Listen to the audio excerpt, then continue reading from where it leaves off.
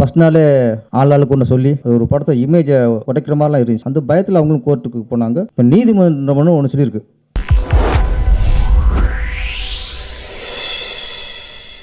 அனைவருக்கும் வணக்கம். ஒரு சிறந்த நாள் இன்னைக்கு.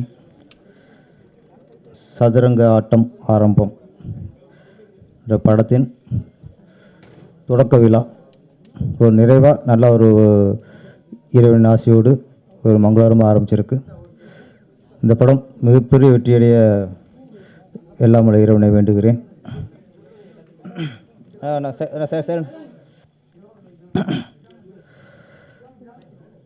இந்த படத்தின் தயாரிப்பாளர் வினோத் வி சர்மா அவர்கள், அதாவது பிவிஎஸ் கம்பெனி. ஆமாம், வீணாலே விக்டரி தான், இல்லை 2 வி இருக்குது, டபுள் விக்டரி தான் இருக்குது. தயாரிப்பாளர் பேசும்போது ஒரு வார்த்தை சொன்னார் நம்மகிட்ட, சார் இந்த ப்ராஜெக்டு இயக்குனரோட அந்த கான்ஃபிடன்ட் நம்பி தான் சார் ஆரம்பிச்சிருக்கேன் அப்படின்னாரு. அப்புறம் படத்தோட கதை, அப்போ அந்த சதுரங்க ஆட்டம் ஆரம்பம் வந்து ப்ரொடியூசர் வந்து பெரிய ஹீரோக்குள்ளேயோ பெரிய பெரிய டெக்னீஷியனோ நம்பி இந்த படத்தை ஆரம்பிக்கல, ஒரு நல்ல கதையை நம்பி தான் ஆரம்பிச்சிருக்கிறாரு. இப்போ உள்ள சூழ்நிலையில் நல்ல கண்டென்ட் இருந்தாலே மக்கள் வரவேற்பு கொடுத்துறாங்க. அந்த படத்தை மிகப்பெரிய வெற்றி படம் ஆக்கிறாங்க. இன்றைக்கி பிஸ்னஸ் ஹீரோங்கிறது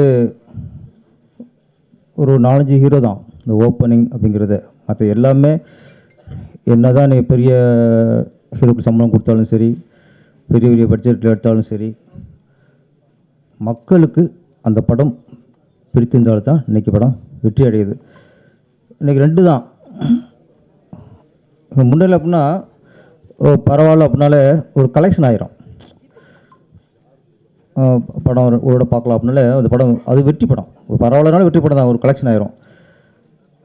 இப்போது சூழ்நிலைகள் வேறு மாதிரி இருக்குது. ஒன்று கலெக்ஷன், இல்லைன்னா வரமாட்டேங்குது. அப்போ இப்போ இந்த மாதிரி சூழ்நிலை தான், ஏதோ படம் எடுத்தோம், ஒரு பரவாயில்லாமல் எடுத்துட்டோம், போட்ட காசு வந்துட்டு நினச்சி இப்போ எடுக்கிற சூழ்நிலை இப்போ இல்லை. இப்போது அதனால் நம்ம பிடிச்சி ரொம்ப தெளிவாக இருக்கார். கதையை நம்பி தான் படம் எடுத்திருக்காரு, இந்த கண்டென்ட் நம்பி தான் படம் எடுத்திருக்காரு. இதை கரெக்டாக இப்போ வந்து ப்ரொடியூசர் வந்து முதல்ல நம்புறது அப்படின்னா கதையும் இயக்குனரையும் நம்புவாங்க. அதுதான் ஆரோக்கியமான ஒரு ப்ராஜெக்ட். எந்த ப்ராஜெக்டு முழுக்க முழுக்க கதையை நம்பி எடுக்கப்படுதோ, இந்த கதை மிகப்பெரிய வெற்றி அடையும் அந்த நம்பிக்கையில் ஆரம்பிக்கப்படுதோ, அதுதான் ஆரோக்கியமான ப்ராஜெக்ட். அந்த வகையில் இந்த சதுரங்க ஆட்டம் ஆரம்பம் ஒரு ஆரோக்கியமான ப்ராஜெக்ட். ப்ரொடியூசரு டைரக்டர் நம்பிட்டார். டைரக்டர் முதல் வேலை அப்படின்னா நம்ம வெற்றி அடைகிறோம், நம்ம பெரிய சம்பாதிக்கிறோம், நம்ம பெரிய பொருள் வச்சுக்க போகிறோம், அடுத்த விஷயம். ஒரு நல்ல இயக்குனருடைய முதல் அடையாளம் நம்மளை நம்பின ப்ரொடியூசர், அவர் நம்பிக்கை காப்பாற்றணும். இதுதான் அந்த நம்பிக்கை காப்பாற்றினால மிகப்பெரிய இயக்குனர் ஆயிடுவோம். நம்ம படம் சில இடங்கள்லாம் பார்த்தா படம் ஆரம்பிச்சுறாங்க டைரக்டர், அதுக்கப்புறம் வேறு மாதிரி எல்லாம் ஒரு மிஸ் அண்டர்ஸ்டாண்ட் வந்துடுது. நம்ம இயக்குனர் ராமச்சந்திரன் வந்து கடின உழைப்பாளி, சினிமா மீது ரொம்ப ரொம்ப ஒரு பாசம், அன்பு, காதல் எல்லாம் சினிமாவில் வச்சுருக்காரு. கண்டிப்பாக இயக்குனர் ராமச்சந்திரன் வந்து முதல்ல பிடிச்ச நம்பிக்கையை காப்பாற்றுவார். நம்ம நம்பி யாரும் ப்ராஜெக்டை ஒப்படைச்சாங்களோ அவங்க ஃபஸ்ட்டு படம் நல்லா இருந்ததுனாலே போதும், அதுக்கப்புறம் தான். நான் என்னுடைய திருப்பாச்சி படம் எடுத்துகிட்டு எனக்கு விஜய் சார் ஒரு 3 மணி நேரம் கதை சொன்னேன். அப்போ 3 மணி நேரம் கதை கேட்டு ஓகேன்ட்டார். அவர் ஓகேன்னு சொன்னதுக்கப்புறம் தான் எனக்கு பயம் வந்துச்சு. ஏன்னா நான் அப்போ அசிஸ்டன்ட் டைரக்டர், அவர் பெரிய மாஸ் ஹீரோ. நம்மளை நம்பி நம்ம ஒரு 3 மணி நேரம் சொன்ன கதையை நம்பி நம்மளுக்கு காலேஜ் கொடுத்தாங்கும்போது அது என்ன சொல்கிறதில்ல, பயம், அக்கறை, விஜய் சாரோட நம்பிக்கையை காப்பாற்றணும், அது ஒன்று. அதுக்கப்புறம் சௌத்ரி சார் அங்கேயும் அப்படி தானே, அசிஸ்டன்ட் டைரக்டர் தான். அவரும் ஒரு கதை நம்பி இவ்வளோ பெரிய ப்ராஜெக்ட் கொடுத்துட்டார். நான் படம் முடிச்சுட்டு ஃபஸ்ட் காப்பி நான் மக்கள் என்ன சொல்கிறாங்க, மக்களுக்கு ரிசல்ட் எப்படி, அந்த தாட்டுக்கு போகல. எனக்கு விஜய் சார் வந்து படம் பார்த்துட்டு என்ன சொல்கிறாரு, அவர் தான் நம்பி காலேஜ் கொடுத்துருக்காரு.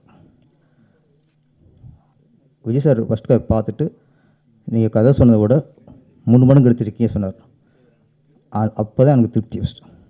அதேமாதிரி சௌதி சார் அவர் ஃபஸ்ட் காப்பி பார்த்துட்டு நல்லா ஒடுமையா அப்படின்னாரு. இந்த வார்த்தை தான் எனக்கு முதல் வெற்றி. அதுக்கப்புறம் மக்கள் கொடுத்தா அடுத்த வெற்றி.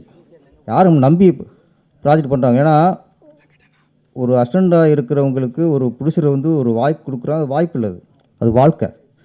அது வாழ்க்கைன்னு உணர்ந்தாத்தான் இதான் நம்ம லைஃப்.